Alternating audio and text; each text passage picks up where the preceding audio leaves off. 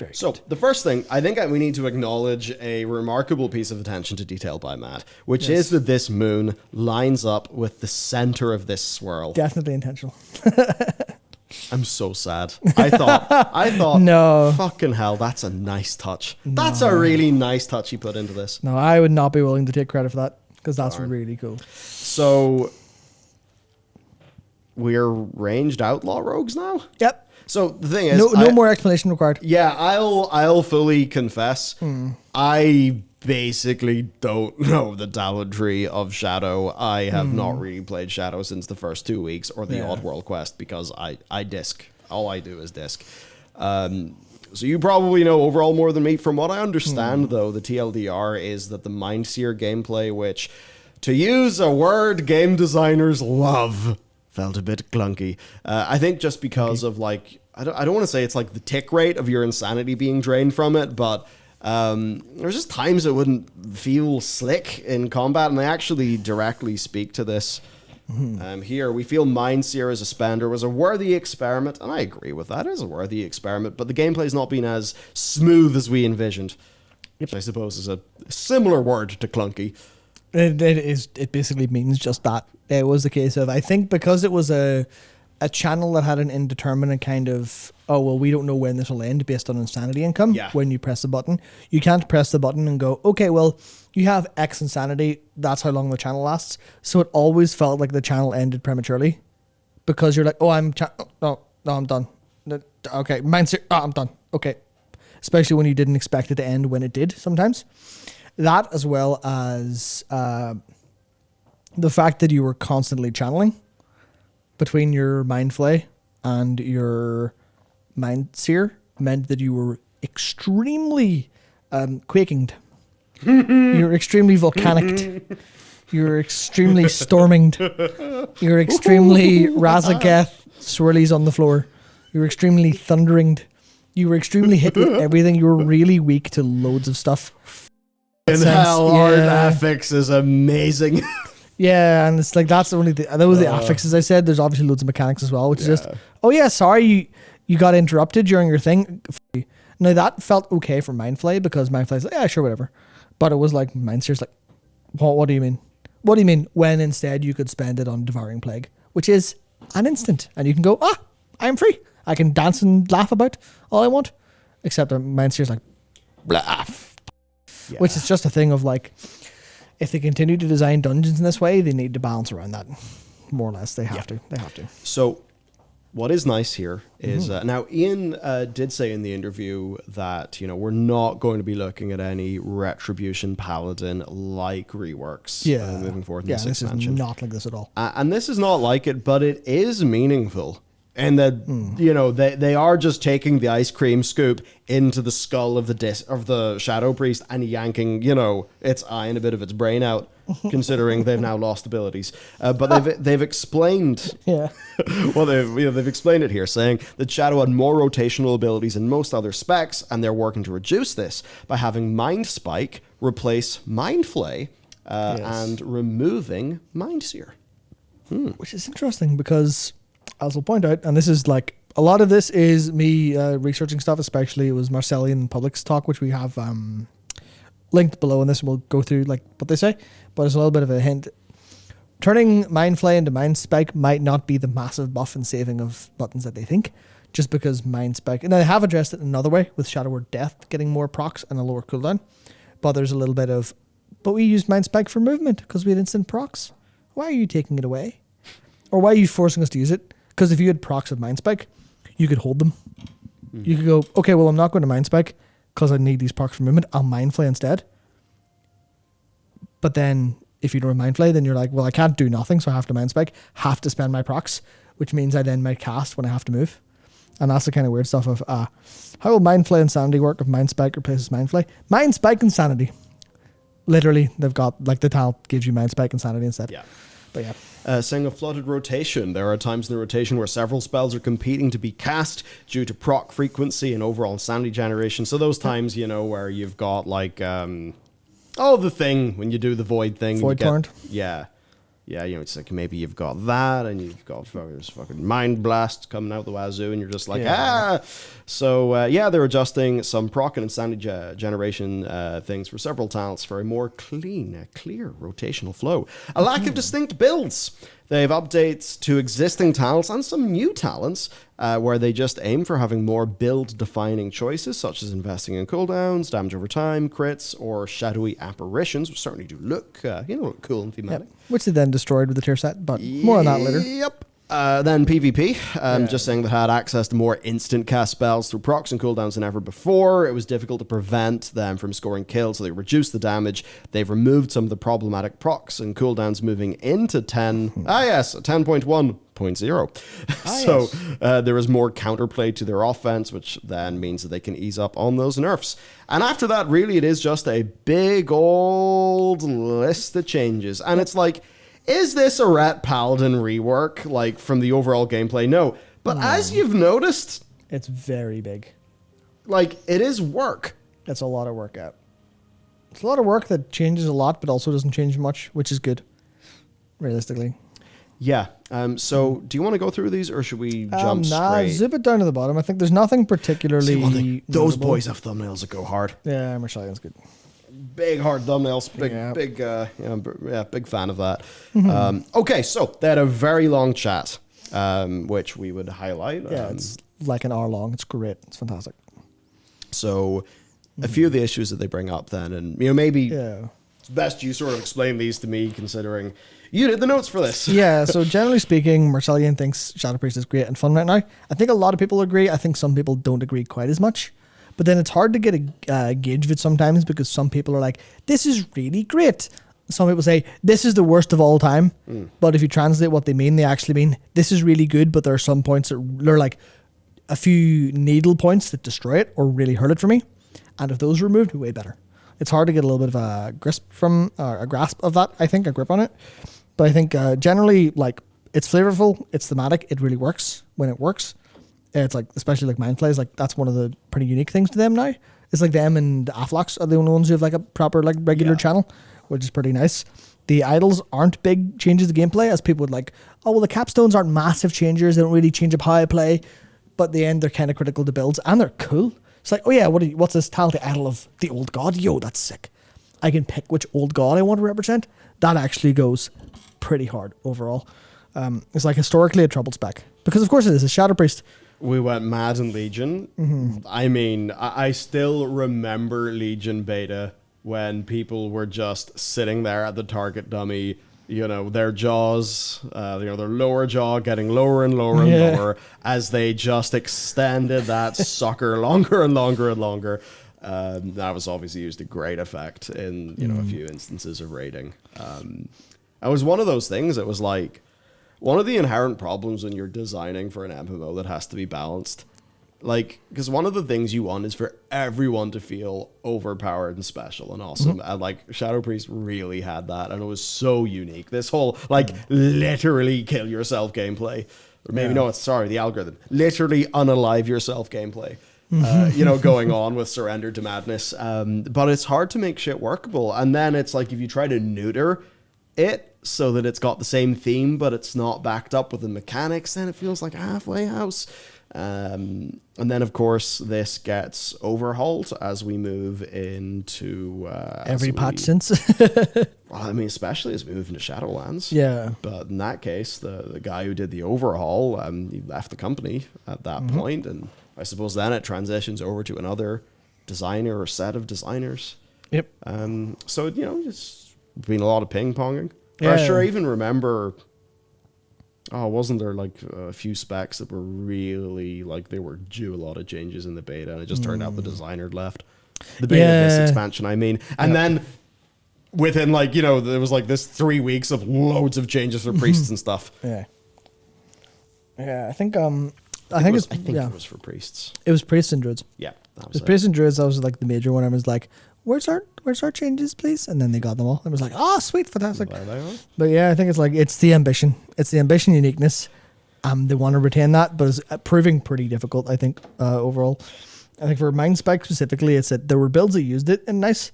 And it was just weird that it's like, this is clearly supposed to replace Flay, but it doesn't.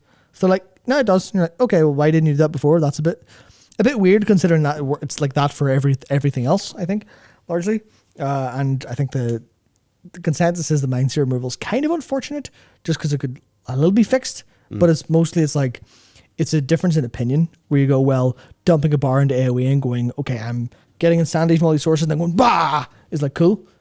But also it's like Breath of Syndragosa are like, I don't really particularly like that. But then I think it has an issue that I'm kind of thinking about a bit, which is, are we just going to move to a world where range should be primarily instanced, or not should, but will be? And is that a should? More of that. More instant, and instead of like, because casting as filler is clearly like having issues largely. Because if you're like, okay, well, we want players to move more, we want to have more ground stuff, and then there's two things to do if people aren't happy. Volcanic, storming, quaking. Yeah, exactly. Exactly. So people are like, okay, well, there's two solves to people being annoyed by having to cancel casts by moving. Make them not move, or make them not have to cancel casts, which means you either go for the give everyone loads of ice flows and loads of Spirit Walker's Grace and stuff like that, or you could just give them more instance and more tools to move. But to a lot of people, there would be a degree of clunk and bloat. Yeah. In those, use an instant off GCD in order to be able to do the thing while moving. I think that would be, for Blizzard's perspective, maybe troublesome for newer players. I do know that, like, it really depends where players come from. Because obviously, if you're playing FF14, you are used to being static a fair amount. Obviously, depending on what you're playing. Yeah, but, I mean, yeah. Like, even playing, like, Red Mage, I'm definitely used to hard casting a bunch of stuff. I don't mind. Red Mage is, I think, one of the coolest fantasies I've played in an MMO. But people who are, say, used to Guild Wars 2, like, they are used to moving all the time. All the time. And I think, a lot of those people move over to WoW and they feel like, oh, wow, this feels weird to me. I don't know. Just the way modern games, it's always been this direction of slicker and faster, which, funnily enough, is what we both praised Diablo 4 for not doing. Yeah, exactly. And then PC Gamer shot it for that, which is interesting. Oh, really? Yeah, it was a thing today saying like how the combat doesn't feel as good as they'd hoped. I'm like, interesting. I didn't read it because obviously I just look at headlines on Twitter and then close tab and get back to work. And go, to me, it's like it felt more meaningful but less juiced. Yeah. But I felt that served the tone of the game more, and that gave me a more memorable experience. Yeah, that was very good. But that's obviously the way that I've just framed that means that I am not a certain type of ARPG player. And I don't say that as pejorative. I mean, it's just different things for different people, right? Exactly. So to move on then, right now, almost 4 builds are viable, including dot heavy, seer heavy, psychic, link heavy ones, and each with each idol. How does this change then? So it's the kind of thing of this is now completely trashed by the tier set largely, but it's kind of like there was I think it mostly boils down to there were possibilities. It's just those possibilities took a long way to figure out. So now they're saying, we'd like more build diversity, and you're kind of going, there was build diversity. It's just it wasn't very obvious until recently, or it wasn't very clear until like certain things were tried and certain things kind of worked out because of the complexity of the talent tree and how the talent tree is less super clear. Whereas you look at some and go, I have this build or I have this build, like Fury Warrior, where it's like, what do you do? Annihilator build? Okay. What do you do? Raging Blow build. Okay. Easy. Happy. One of those two. With Rat Paladin Rework, it's either do you go for the Holy Strike build or do you go for the Radiant build? And some of that's like, one's single targety, one's AoE, and you're like, okay, that makes sense. Obviously, it really hasn't panned out that well, super, because having access to Wake of Ashes and Execution Sentence or Final Reckoning is very, very strong. Yeah. But it's still the idea is like, here's your builds, pick them. Where I think it's a little bit of like, didn't really work for people at the start. But then I had a thought of this, about this, which is how much of this rework is targeted at the non-meta players? How many people did they see pick up Shadow Priest and stop playing the game because their priest needed the DPS spec? And they were like, I don't understand how to put together a good build. I'm not having fun. And that actually brings me to something that Ian said recently. I think it was in the group interview with the EU content creators about Red Paladin. I met him. Was either that or Hazel. I totally forgot to go to that. Oh, you forgot? Oh, cool. Fantastic. Oh, no, the way that it worked, I believe anyway, it was like hosted on a Discord server, and it was just okay. Come on in, and you guys can type some things, and Ian will respond to them. And I just noticed like, oh, wait, hang on, that was yesterday. Fuck. Cool. Very good. Excellent. But it wasn't something like I got a special invite for or anything. Yeah. So I didn't like go and ruin a CM's day. Yeah. And we can still talk about it here. So, it's all good. Okay, sweet. But yeah, he said... Just a moron. Well, that's for sure. But he said Red Paladin, one of the reasons it got like the rework and got so much attention was because Paladins have one DPS spec and it needs to be good. Because... Well, obviously, reading into what he said, you can imagine why. Okay, you main a Paladin. You play a Paladin, that's all you play. Well, you don't have any options. You're just like, oh, well, I want to do stuff in the world and like do it fast. Or I don't want to tank, or I don't want to heal. Well, your DPS spec needs to be good. Or at least like playable and engageable and stuff like that. How does a new player make a suboptimal build and know it's suboptimal? They don't, but Blizzard do. Or they feel it is because they're not doing much damage and they get kicked from grips and stuff like that. It's a little bit... That's a little bit of the problem where they want it to be clear and intuitive. Intuitive is basically like the key word I should really be using here. And to me, I think Priest's the same. Because obviously, you can't take disc into a dungeon as DPS. I mean, you can, and then you would be slaughtered for it. But, Shadow's your only DPS, so you need something that's going to like actually work for that a little bit nicer. And that's literally, are those the only... No, it's Monk, Priest, and Red Paladin are the only two, or the Paladin that only have that problem.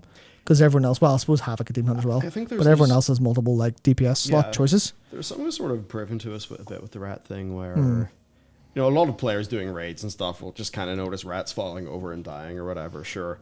But, when somebody says to you Rat Paladin has, massive survivability increase. Yeah. The standard sanity check to that is what? They could bubble? What are you smoking? Yeah, they have bubble. You've went insane. They can bubble heal to full. What are you on about? Whereas, so it's not intuitive that Rat Paladins had that issue unless you thought really deep, whatever. Yeah. Because you think, well, they wear a plate, they can self-heal, they have bubble. Well, I mean, come on, think about something super squishy like a shaman. I mean, I know shamans are still pretty, I think they were pretty squishy. Yeah, not the best in terms of their like personal defenses. But anyway, Astral Shift. It's one of those things where like it may not be you may not immediately think a Rat Paladin would be squishy, but Blizzard's looking there with the looking at the numbers saying, nope, they're actually the squishiest. Yep, the data proves what that's insane. Yeah. But it happened. Yeah, and I think that's interesting where the data can prove things, and it's like the data can prove things that don't make sense to you logically, and also the data can seem like it proves something that doesn't make sense logically. And it's like you kind of have to have both angles to go, well, this is true but not true. It's like hunters are squishier, and that's a decent example where hunters are squishier, but they're also ranged unless they're survival, and nobody plays survival asterisk. No one in general, not very many comparatively. So hunters aren't going to die as much because they can just not be in melee range. They have a lot more stuff like that, I think. So I guess we're in a situation then of like what's our AoE is Psychic Link blasting with the Mind Blasts, which will, that damage will be going out to our Vampiric touched targets. Yeah, not just Mind Blast anymore. It's been updated to be single target spells, which includes Devouring Plague, stuff like that. And then that's just going to mean you use your Shadow Crashes to maintain those, basically Outlaw Rogue. Yeah, imagine Shadow Crash is a very weird Blade Flurry. Yeah. And you suddenly have Outlaw Rogue effectively, where it's... it at least seems a bit more interactive than, I have the insanity. Let me press my Mind Seer button. Yeah, I mean, that's... Oh, there you go. A lot of damage happened. All right. At least with this, you're setting a thing up and, you kind of knock it down. Maybe. I haven't played it, obviously. Yeah, it's a little bit more unique than just jumping into AoE, but it is also a little bit like, it's not entirely super sure about that. It is a little bit weird because like the Shadow Crash is just an awkward thing where it's a kind of a scuppered button sometimes because it's a ground target to apply all your dots, and sometimes you can click a chandelier or you can click a hill and it goes through the hill and misses. So that's one of those things. There is no at target conditional for targeting. Because that would be abusable. Yeah. That would be abusable. There is at player, of course. Yeah, but you're not doing that with Shadow Crash. You you can be the melee Shadow Priest. Yeah, it's like you can do it as a DK with Death and Decay, but you can't do it with a thing like. So it's one of those things where maybe the usability won't feel as great. Now, as soon as people realize they can do an @cursor macro for Shadow Crash, it's going to feel a lot better too. It's going to feel a lot worse because they accidentally because they don't see the thing. They don't see the thing to double check. Frankly, so then that's a skill issue. But no, you're no, right. no, no, You're right, no, though. no, You no, are no, right. no. It's not a skill issue because I'm not thinking of people who just miss. Because dumb. I'm thinking about whenever your mouse is here, and there's a chandelier here, and it actually hits the chandelier, and you're like, that doesn't make any sense. And it's literally just because of how the game works. You're like, okay, well, yeah. Is this one of those things where, like, do you think that it should be maybe? Well, it's a bit tricky then because of the way that the thing works. Because if it is it hits target plus allies within X yards, Boring. then you could feel that's a bit more boring. It also would feel more like you hit the button and that thing explodes rather than the thing fall. That would just be Seed of Corruption, basically. It would just be seated, yeah. Yeah, and then look at that. What are you? Or two dot things are doing the same thing. Yeah, it's just what are you? Oh, you're a weird Afflock then. Yeah. And that's one of the problems Shadow Priest has had of like trying to have that thing where it's there. And in that case, it's like Shadow Crash is fine. It's just it's not ideal. But one of the reasons that Public talked about was that they pulled the cooldown to 20 seconds for Shadow Crash, which means with your longer dots in the talent, it means you can keep all your dots up if you have Misery just with Shadow Crash. On obviously it targets, if there's more you'll do that, but that's not really, you don't really do too much of that.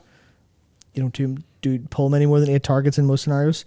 So that's fine, but Shadow Crash reapply versus in single target and stuff you didn't have to reapply because you had dot extensions for until like the pack was mostly dead. And this is like a load of small issues, but it's just like, yeah, it's a very small kind of thing, but ultimately the cycling change is basically a good thing.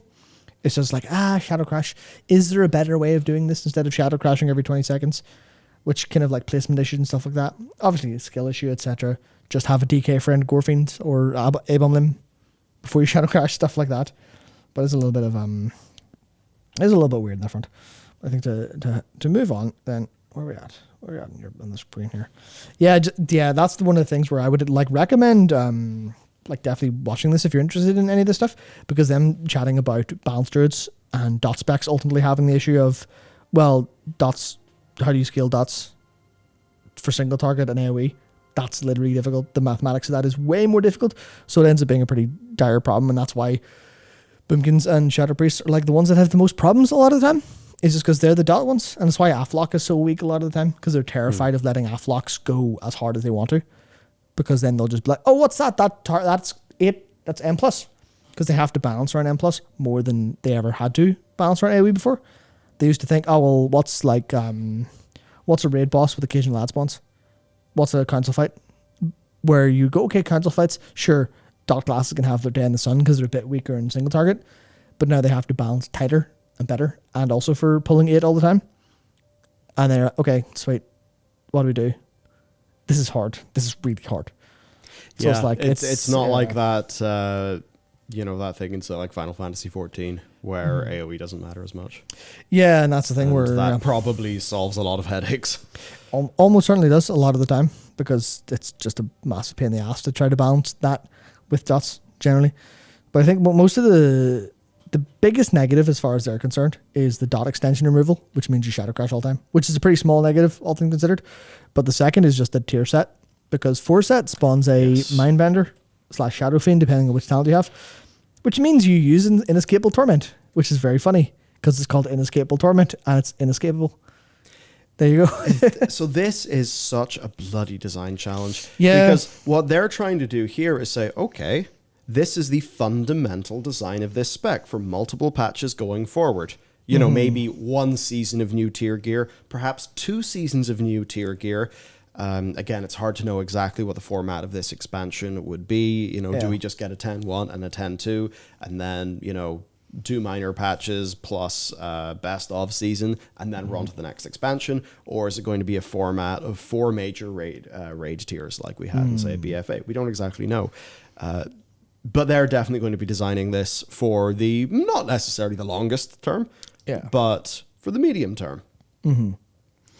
And then their medium-term design goal that they have at the, on their blue post immediately gets skewered by the tier. But then the tier can sort of exist to put a little bit of spice in a certain direction once you achieve it, because it's not like dead for the whole patch, because you don't get your tier immediately.